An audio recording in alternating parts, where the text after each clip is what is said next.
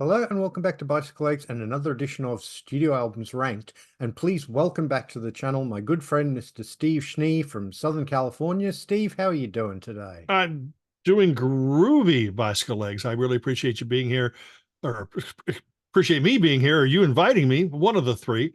And I'm looking forward to talking about the band that we're going to cover. Yes. And the band we are going to cover is the wonderful Southern Californian band Oingo Boingo.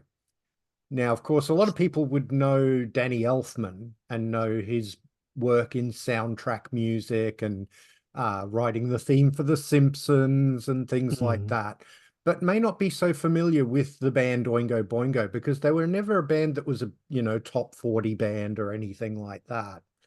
Um, Now, you were telling me off air, Steve, you were into them right from the beginning.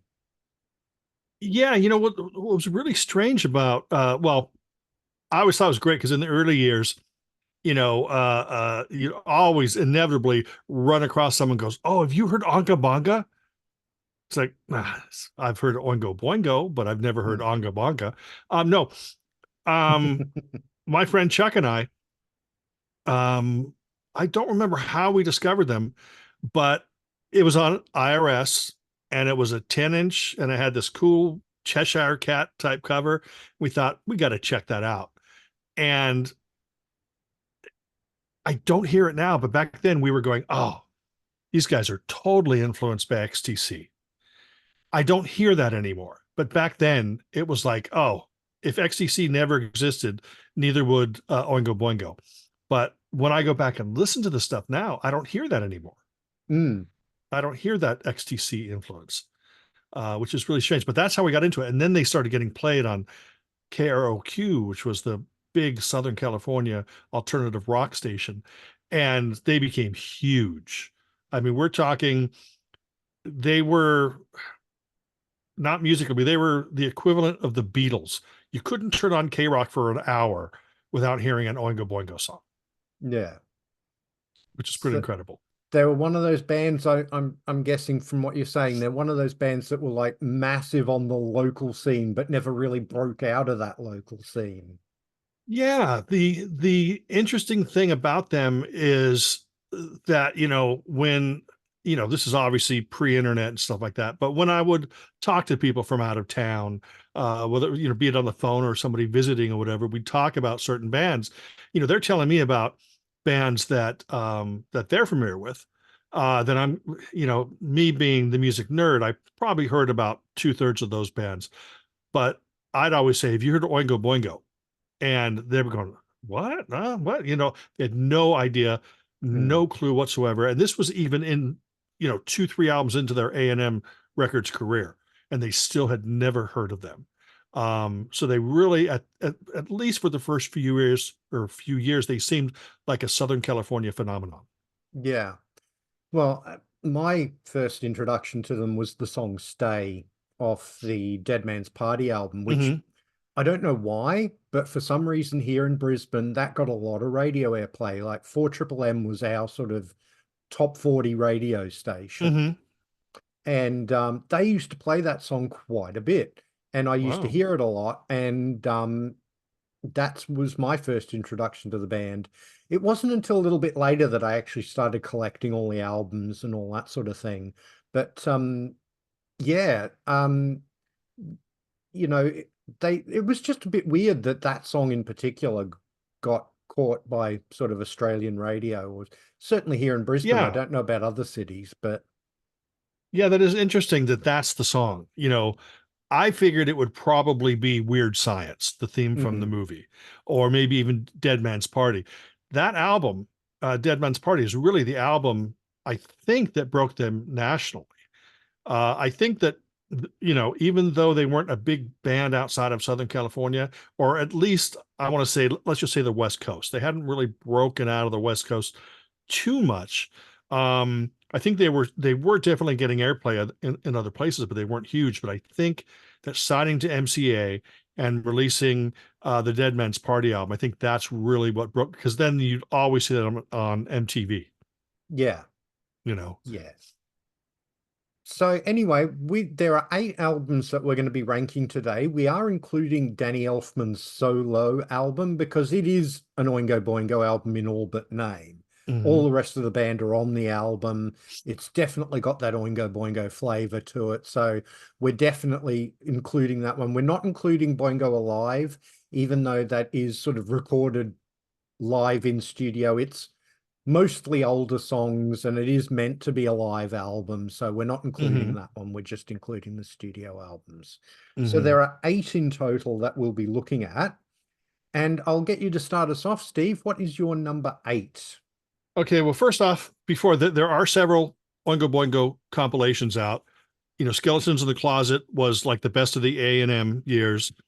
And then Anthology is a career encompassing 2 CD collection. But we will not be including those either. But I'm just throwing that out there in Yeah. case people get interested.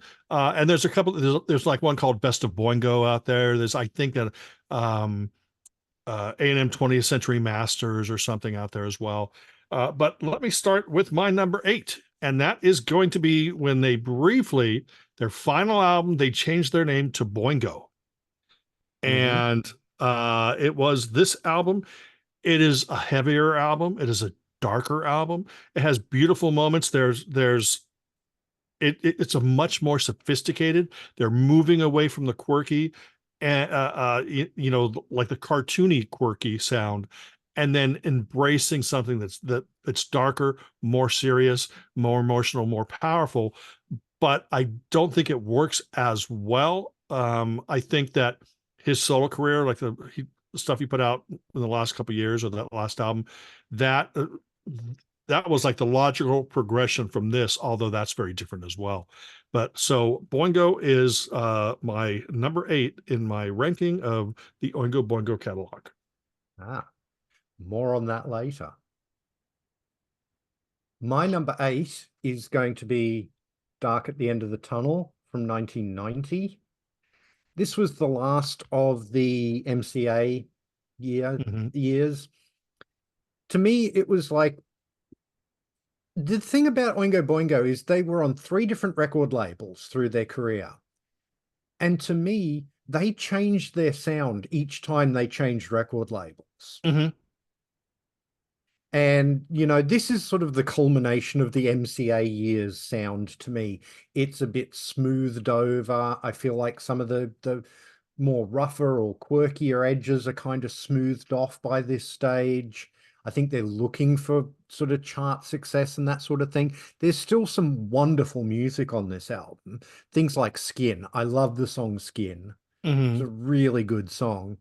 Um, but I remember hearing Out of Control, which was like the lead single off this album, and just thinking, Hmm. it had really sort of smoothed things over. Even the quirkiness from a couple of albums earlier just Hmm. really wasn't there anymore. But they're still really lovely songs. Flesh and Blood's another song I really, really like on this album. Um, and the opening track, When the Lights Go Out, is a really good song too. Hmm. Um, it's a really good album. It's just, to me, it lacks a little bit of that quirkiness, and that's why I'm ranking it at number 8. But it's still definitely a worthwhile album and worth checking Hmm. out. Hmm. Well, that is my number 7. And I felt that it was samey, Yeah. whereas the other Boingo albums tend to kind of be all over the map. There'll be something straightforward popped, and there'll be something super quirky, something avant-garde, whatever. This all tend to travel down one road. And they'd take maybe slight detour, but they wouldn't go completely off the road. They'd, swerve back. Mm. It's really filled with a bunch of really good songs. Flesh and Blood was a big song on KROQ, but that's kind of my feelings about this. The great thing is Rubellin Remasters put out a version of it that added bonus tracks. Oh. Uh, and but now Rubellin has, from what I understand, they the licensing ended, and now these things are once they're gone, they're gone. So, but it just it is a really fine album, but like I said, for the same reasons that you talk about, and then also the fact of, it just sort of travels that one road. Yeah. Yeah, there is a bit of a sameness to the album. And but it's definitely still a worthwhile album. Oh yeah. My number seven is going to be Solo, Hmm. the Danny Elfman solo album, which is really an Oingo Boingo album. This was released as a Danny Elfman solo album because of contractual reasons. They were switching from A&M to MCA, but they didn't quite have the right to use the name Oingo Boingo on MCA yet. So they put it out under Danny Elfman's name. Um, and this is very much the beginning of them switching into that MCA sound, that Hmm. more sort of commercial sound. It's less the difference for me between the A&M and the MCA sound is that the MCA sound is less aggressive, if you know what I Yes. mean. Yes. Um, but there's definitely still very boingo-y bits on this. The song Gratitude, you know, that could have Hmm. been on any Oingo Boingo Hmm. album. Hmm. Um, It Only Makes Me Laugh is another song I really, really like on this one. Tough as Nails. I feel like they would sort of expand this sound and sort of refine it and get it a little better on the next couple of albums. But this is obviously the very beginning of that sort of change in sound for them. It's a really good album, and if you don't know it, if you're an Oingo Boingo fan and you've never listened to Danny Elfman's solo, go and get it because it is, as we say, basically an Oingo Boingo album in all but name. Yes. Yes. Now I think it's time for number six, right? Yeah. Number six is Good for Your Soul. Now, there's no bad Oingo Boingo album, in my opinion. I think that the Boingo album, my number eight, is probably the one I've listened to the least, but each time I listen to it, I discover new things. Good for Your Soul is another really fine, wonderful Oingo Boingo album. It's during the A&M quirky phase, and I don't think the songs are as strong as the previous two. This is actually the third of the A&M albums. And I believe that it's still a wonderful album. Just the songs don't hit as quickly as on the previous two A&M albums. And of course, the Rubellin one contains bonus tracks as well. But they're a completely, totally unique band. Nobody sounded like Oingo Boingo. Mm. And you can say it's the quirkiness of early Split Ends meets the quirkiness of XTC meets this meets that, but there's still, you can't really describe them. They have to be heard to be fully understood, and you really need to sit down and immerse yourself in their catalog because they do take you on many musical journeys, and it's really good for your soul. Like I said, it may be my number six, but it's still a really good album. Yeah. And if you can find it on YouTube, I don't know if the whole thing's there or whether it's just individual songs, but around the time that Good for Your Soul came out, they did the US Festival Mm-hmm. in 1983. And I've got that on DVD. I've got a bootleg Oh, do DVD you? of that. And man, it's a good show. It's just really good. It's all songs from those first three albums plus the EP. Mm-hmm. And they're playing in broad daylight because they were one of the earliest bands on. And but it's just an absolutely kick-ass show. Really, really good.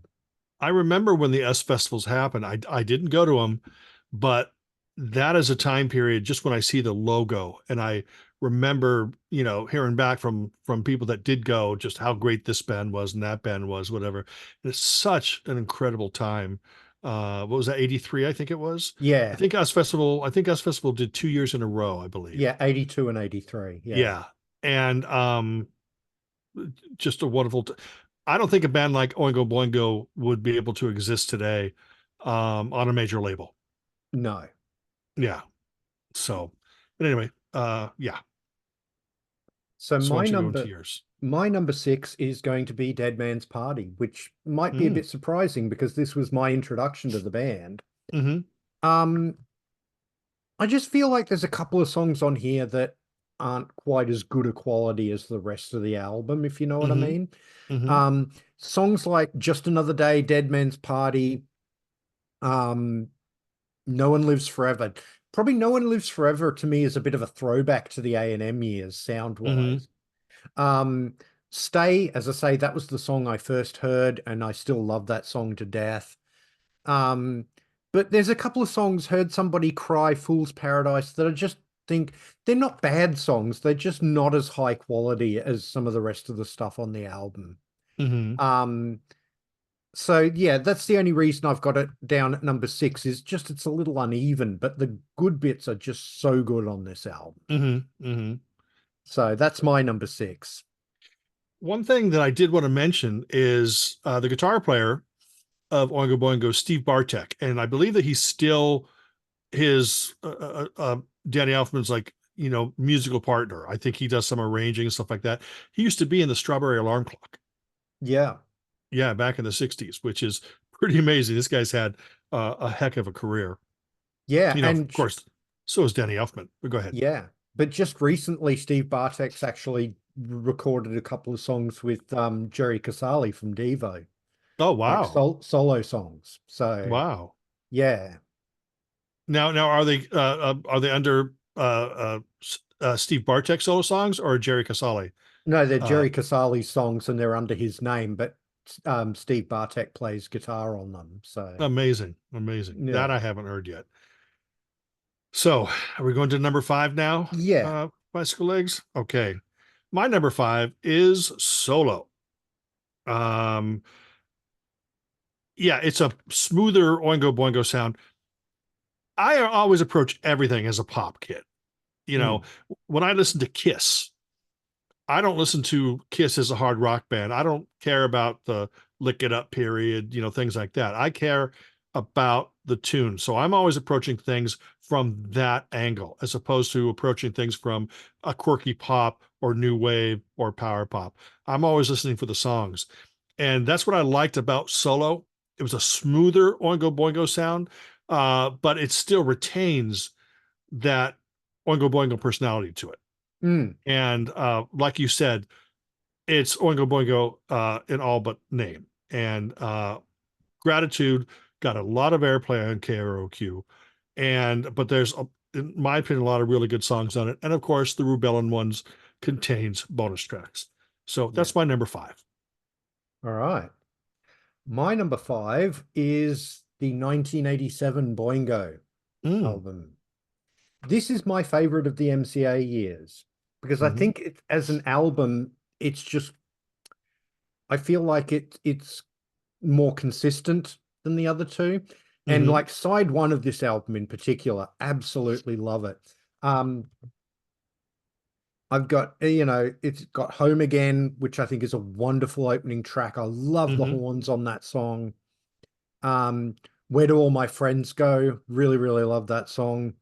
Elevator Man, yeah, New Generation. Again, great horns on New Generation. hmm Um, and then side two is more of a pop side, whereas hmm side one's more experimental, Oingo Boingo-y sort of thing. And then side one, you get things like Not My Slave and We Close Our Eyes, which are very much that sort of pop Oingo Yeah. Boingo. Um, but they're still good. They're really good songs. hmm So I could have even ranked this one a spot or two higher. I think it's a great album. And as I hmm say, of the MCA years, it's definitely my favorite of them. Yeah. So Yeah. Yeah. I think it's a fine, fine album.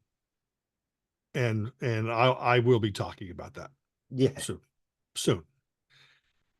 So you want to hit number four? Number four, yeah.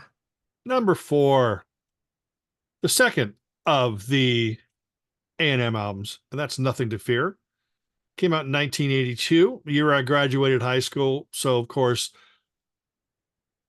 this was everywhere, on KROQ, everywhere. It's like, you couldn't get in your car without hearing something off of this or their debut album. And this has just Gray Matter and Private Life. There was something about, they had this knack for like 3 albums in a row to have one just great killer pop song amongst all this kind of quirkiness. On the EP was Ain't This a Life. On the Only a Lad album, it was On the Outside. And then on this, it's Private Life. They're all kind of similar in the fact that it looks like those are the songs that they kind of honed in on. Let's make a single, a really good pop single. And but this album's just full of a unique sound. It's original, it's quirky, it's totally fun. And again, Rubellin, these remasters are amazing. And it has bonus tracks. So that was my number 4. Well, it's also my number 4. So, yeah, I mean, there's not a lot I can add to what you said. It's great. This is really, to me, the A&M years, as you can probably guess from how I'm ranking them. To me, that's the prime Oingo Boingo. That's what I love the best. And this has plenty of that in spades. It's got, Grey Matter, Insect, which he would then re-record Insects for his most recent solo album, which I thought was an interesting choice. It's got Private Life. This film clip for that, go and search it on YouTube. It's a wonderful film clip. It's a lot of fun. Wild Sex in the Working Class, but yeah, I mean, Whole Day Off is another good pop song on this album, I think. Yeah. Yes. And the title track is just, that really sort of prime, aggressive Oingo Boingo, yeah. And then Reptiles and Samurai is an interesting song. I feel like that one kind of points to where they would go a little bit in the MCA years. Right. It's got that Oingo Boingo quirkiness, but a little bit sort of smooth. That the rough edges are smoothed off it a little bit. And I feel like that's a pointer of what would come, a couple of albums later. So yeah, it's a really, really good album. And I love that back cover too, with Danny and Steve just looking really crazy. Okay, but here's something I want to point out. Steve Bartek, right? Yeah. Doesn't that sort of look like a Tim Finn circa the like Mental Notes and Second Thoughts period and Dysrhythmia? Yeah, absolutely it does. The makeup and the way the hair is done. Yeah. Yes. Yeah. So but see, the thing, some of the Oingo Boingo stuff is dated production wise, but the music is so unique and so different that you tend to overlook that. And these albums are things that you can return to over and over again because of that uniqueness, because of the power and there's always something new to discover, even a cat's tail. Yeah. No, but always, always something new to discover when you listen to an Oingo Boingo album, no matter how many times, 40 years later. And I'm still going like, oh, I never noticed that little boom, boom, boom, keyboard part or whatever. Yeah. So, but, so that was your number 4 as well, right? Yeah. So it's time for number 3. Yeah. Okay. My number 3 is Dead Man's Party, 1985, another killer track. Remember, I'm approaching things from a pop perspective. I'm a pop kid. I look for hooks. It could be a keyboard hook. It could be one of Steve Bartek's little guitar lines that just go through songs. It could be just some great horn stabs, or it could be all of that at the same time. And all that happened on an Oingo Boingo album. This is a fun album. A lot of these songs got a lot of airplay on KROQ. I mean, Just Another Day was a big song. Dead Man's Party, of course. Stay was a big song. This is something that it's almost like a greatest hits here in Southern California, because almost all of it got airplay on the radio. Yeah. And again, did that translate outside? I don't know. Maybe Dead Man's Party Stay, Weird Science got a lot of airplay, but most of the tracks on this album got airplay here. And again, hate to say it, Rubellin's awesome remaster with tons of bonus tracks. Yeah, it's interesting, we're obviously coming at this ranking from different places. You're coming from it from a very pop side of things, Yes. whereas I'm coming up from it from a very new wave side of things and more Mm-hmm, that sort of mm-hmm. strangeness and oddness that sort of classic new wave would have. And I And love that too. yeah, absolutely. But it's interesting. I've got a couple of these records. I only have a few of them on vinyl, and I've got Dead Man's Uh-huh. Party on vinyl. And Mm-hmm, the funny thing is, like, probably the two best known songs on here would be Dead Man's Party and Weird Science, right? mm-hmm, mm-hmm. Do you think those are the two songs they mention on the hype sticker? Because they're not. It's Oh my. weird. Oh, it is Weird Science, but it's Just Another Day is the other one. Yeah, So Just Another Day was a hit over here as well. Is that an Australian pressing? that is an Australian pressing, yeah. And is it just a normal MCA label? Yeah, hold on. Okay. Yeah, Okay. the Cloudy MCA. Okay. Yeah. So my number three is going to be the final album, Boingo. Mm-hmm. This is completely different from anything else in the catalog. I think you can really hear the influence. By this stage, Danny Elfman was well entrenched into his sort of second career as a soundtrack writer. Mm-hmm. And I think you hear a lot of that on this Oh, album. yeah. The orchestral arrangements and just the drama that's on a lot of these songs. And Mm-hmm. as you said when you were talking about it, this is a dark album. This is not for the faint-hearted, this album. Songs like Insanity, um, you know, it's, it's the stuff of nightmares if you let it. Yeah. Yeah. Um, but but then you've got songs like Mary, which I love the story that Mary tells, even though it's a Mm-hmm. really sad story. Mm-hmm. Um, but it's just a beautiful song. It really tugs at the heartstrings for me.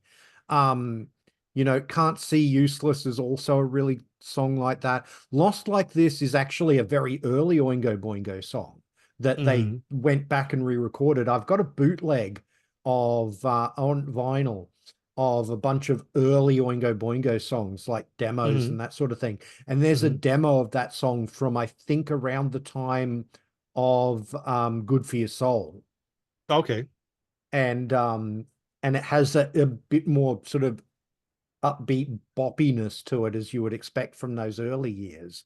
Mm-hmm. But this one, they've slowed it down a bit and they've made it a lot more dramatic. The sort of French horns on it make it really dramatic. Um, and then of course this has got the big long 16-minute change at the end, which is Which is kind of this, fabulous. yeah, but lyrically it's kind of this shaggy dog story that just sort of keeps going on and on and on. But Mm-hmm. yeah, it's great. It's not, you think 16-minute song, you think sort of progressive rock. This is not progressive rock at all. Yeah. No. um it's very much alternative rock. There's a lot of alternative rock sound on this album. Mm-hmm. And but they keep changing it. They'll change the feel of the tracks. Sometimes it'll be a lot more electric guitars and drums and that sort of thing, and then it'll take it back and it'll Yeah. sort of have it more quiet and mostly acoustic guitars and that sort of thing. The other song on here that I absolutely love is War Again, and I think that's Mm-hmm. something, that's a song that's, I think, still relevant today.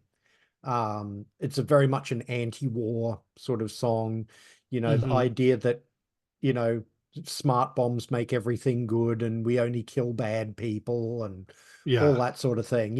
So yeah. No, I love this album to bits. So yeah, that's my number three, is the final Boingo album, which was on the Giant label, which was part of Warner Brothers, I believe. It's a very, very cinematic album. Yeah. And in some ways, I think that this, they changed their name to just Boingo. Mm. And I think it's interesting because I almost think that it could have been a Danny Elfman solo album. And but maybe he was, going to use the same people, or well, actually, some of the members had changed out. So it was kind of a different band, but it was also a situation where, maybe he wasn't allowed to uh maybe he signed, and that's what the label wanted, was a Oingo Boingo album, and this was kind of like a compromise. Okay, well, I'll put it out, but it's a Boingo album, so people aren't going to say Gray Matter and Just Another Day and Weird Science. People aren't going to connect it, but inevitably it, you're going to connect it, Yeah. because it is essentially the same band, you know.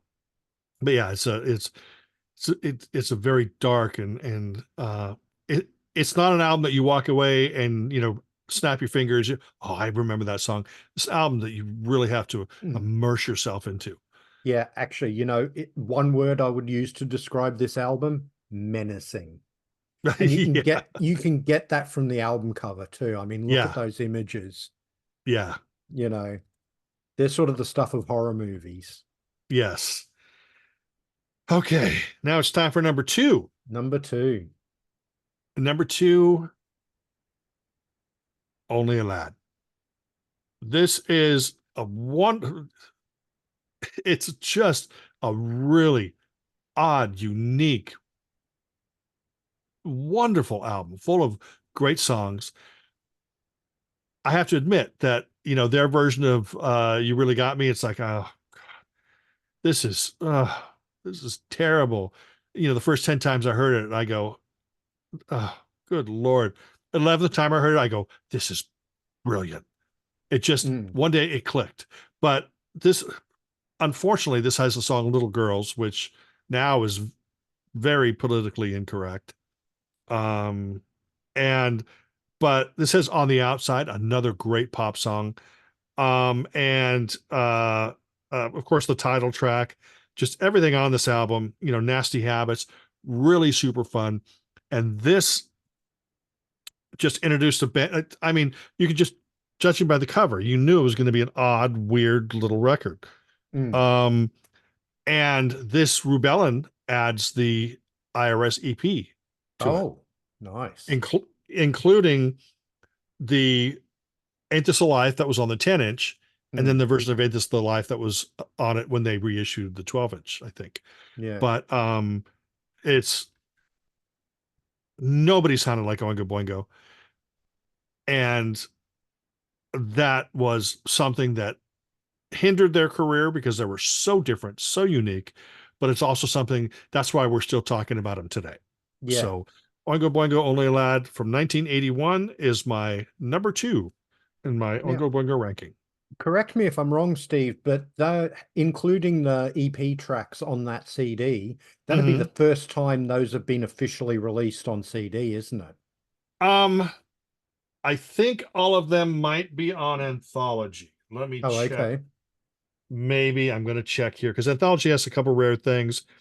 And just no, you're right. I think it's the first time all four of them have been released together. Yeah. So, but yes, it's highly worthwhile to pick up the Rubellin remasters. Um, Rubellin also released everything on vinyl, Yeah. different variations, different colors. I think all those are almost all out of print. So if anybody's going to track them down, you better get them now because they're not Yeah. going to reprint them. And but what a what a great catalog. Yeah. Absolutely. It's my number two as well. Ah, Um, it's just such a great album. Yes, as you say, Little Girls. I mean, I think they were deliberately trying to push the envelope with a lot of these oh early yeah, yeah, songs. yeah. They were trying to be provocative. Yes. Um, I mean, you think about the song Capitalism as well, which is Mm-hmm. written from the sort of point of view of a conservative, Mm-hmm. Mm-hmm. you're just a middle class socialist brat and all that sort of thing. Um, that's not how Danny Elfman really sees the world. He's Right. obviously writing this as this provocative character. Yeah. Because if you ask, he's been interviewed and that sort of thing. He's very left-wing kind of guy. Hmm. Um, but he's writing this song is almost like a, Ronald Reagan acolyte, that sort of thing. Right. Um, but yeah, I mean, Perfect System, I always really loved. You really got me. It's to me, it's in the tradition of new wave bands doing sacrilegious cover versions of classic songs. Yeah. I mean, you think of Devo doing Satisfaction, Hmm. Hmm. um, B-52's doing Downtown, Hmm. um, Wall of Voodoo doing uh, A Ring of Fire. Ring of Fire. That's the one. Hmm. Yeah. Things like that. Um, it's kind of a tradition, I think, for new wave bands to do sacrilegious covers of classic songs. Yeah. And I love it. I think Only a Lad, great song. And again, you know, early Oingo Boingo to me also, being a not just a new wave kid, but also a prog kid, Hmm. they would throw in a lot of weird time signatures and odd, just for a bar or two. Hmm. Um, and I love that stuff. That stuff really sort of scratches an itch for me musically. Hmm. Um, but yeah, I mean, Imposter is just in all sorts of weird time signatures, and it Yeah. keeps changing, you know. And Nasty Habits is just, yeah, it's a great closing track. Almost, this very nearly was my number one, but today it's going to be number two. So yeah. Well, the great thing about Oingo Boingo is the fact that, they were the Mystic Knights of the Oingo Boingo, and they had performed songs in Richard Elfman's movie Forbidden Planet. Yes. And I was only familiar with the group by name. They used to play around under that name. And this version of Oingo Boingo, I mean, the EP, the first album, this was their more commercial side, and their more commercial side was still out there. And that's what I really love. When you listen to bands like XTC, or you listen to early Split Ends, or you listen to Deaf School, or if you listen to early Roxy Music, this stuff it's out there. Even Yeah. today, it's out there. But imagine what us kids were going through when we were hearing it for the first time and just going, this is unreal. What the hell is going on? Sometimes it took two, three, four listens for you to grab onto the hook and then go, Yeah. okay, okay, now I get it. You sort of had to lasso the song in your brain in order for you to sort of, rein it in and understand what was going on. And the Oingo Boingo stuff was like that. And that's what made it so fun. It's like you were taking this journey with Oingo Boingo. And me, like I said, being a pop kid, um, the whole song didn't have to be this hook, but if there was something like a guitar lick, like I said, or a keyboard riff, or some kind of odd little rhythm that Johnny Vatos would play on the drums, then you'd hear something, that would hook you in.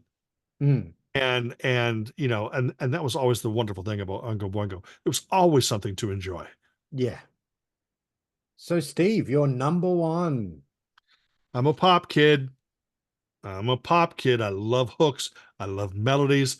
And I love the Boingo album from Yeah. 1987.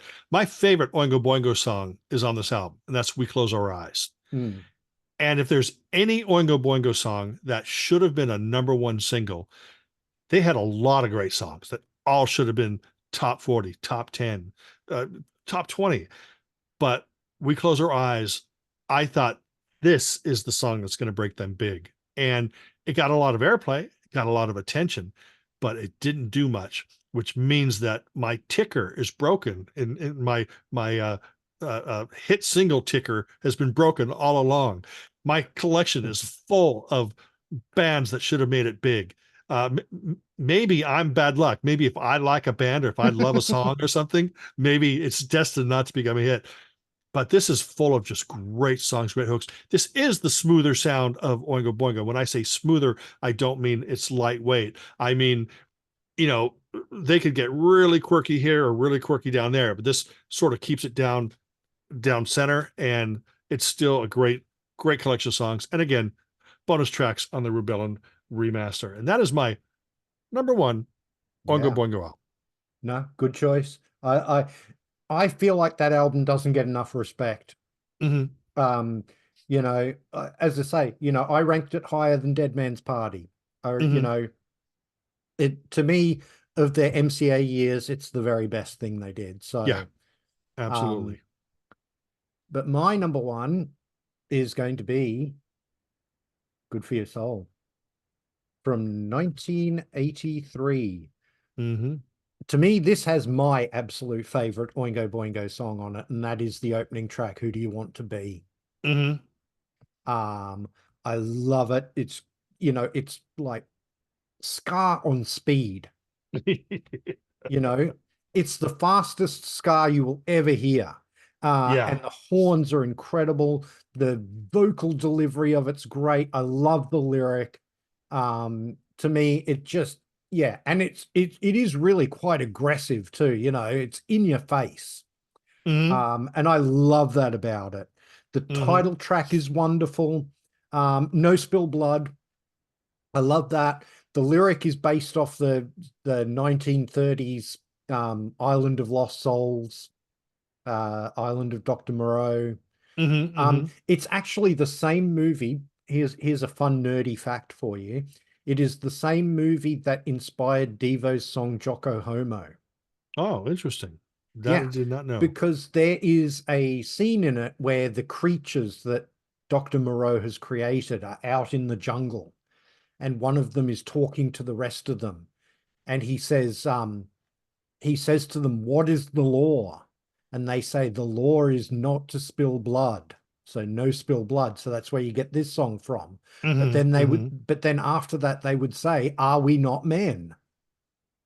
Ah, okay. There you go. So yeah. So Are we yeah, not men? We are Boingo. yeah. The Cry of the Vartos is a really great instrumental, Hmm. which has got some little backmasked um word speaking in it from Danny Elfman. I can't remember what it says when you play it backwards, but it's something quite amusing. You look it up on Google, and yeah. Fill the Void is great. Sweat, I think, is one of their great sort of really out there, fast, punky kind of songs. Hmm. Um, Nothing Bad Ever Happens to Me is one of the funniest things they ever did, even though it's Yeah. really dark humor. Yeah. Um, I love it. A man broke into my neighborhood, threatened a family with a loaded gun. He tied them up and beat them real good, took everything, and he got away clean. And I can't believe that anyone would want to do such a terrible thing. But why should I care? Because Yeah. nothing Right. bad ever happens to me. Yeah. You know, again, it's that real sort of tongue-in-cheek Danny Yeah. Elfman being provocative, and I love it. And then again, that was the single off the album, and it's got a great film clip that you should be able to find on YouTube. Hmm. Um, but yeah, I mean, Wake Up, it's 1984. I love that. And then again, another really great horn arrangement. Dead or Alive, um, Pictures of You. That's Hmm. got kind of a creepiness to it, which I really, really like. And then Little Guns at the end is like a really silly track, but I love it to Yeah. death. But yeah, I love every song on this album. So yeah, it's my number one. Yeah. Nothing bad ever happens. Who do you want to be? I believe Sweat, and then Wake Up is 1984 got a lot of radio play when that came out. Like I said, it was just so amazing to be able to hear Oingo Boingo. I mean, another comparison would probably be Devo. The Yeah. first couple Devo albums. Just the fact that here was a band doing something completely unique and original, and you couldn't say, I mean, you could put them in a category with XCC Drums and Wires, Devo, maybe Duty Now for the Future, and things like that. And none of them sounded the same, but they all came from that same creative, unique place. Uh, there seemed to be, at this time, the label allowing Elfman to go to a certain level of uniqueness and originality. but still keep it reined in to the point it still had that commercial sound to it, and Yeah. just really incredible band.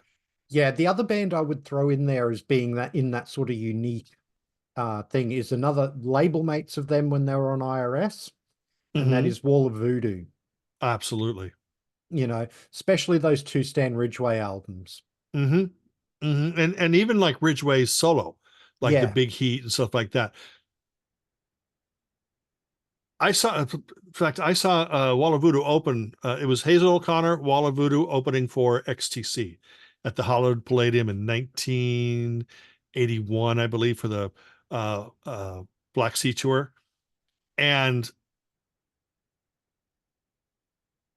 there's nothing like those bands now, because they pushed the envelope, but they also kept it uh, close enough to where the audience could get engaged with it and still love it.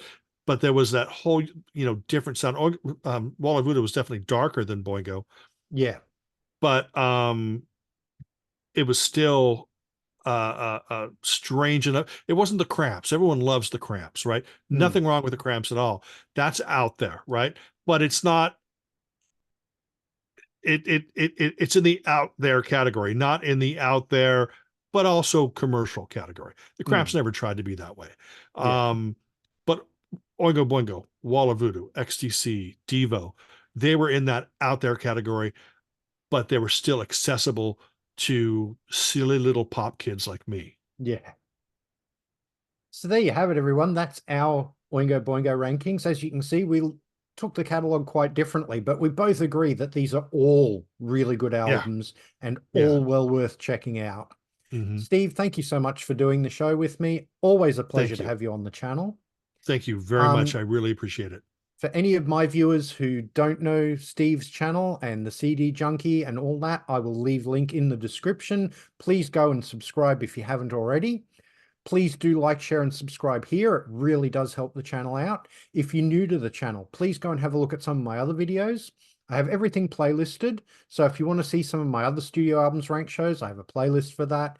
If you want to see some of my Bicyclelegs Discovers Rush series, I have a playlist for those. And if you want to see my appearances on other people's channels, I also have a playlist for that.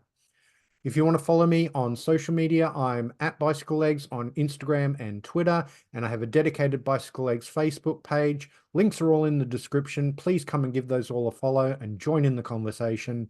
I'd really love to have you there. Thank you very much for watching, and I'll see you in the next one. Thank you, everybody, and thank you, Bicycle Legs.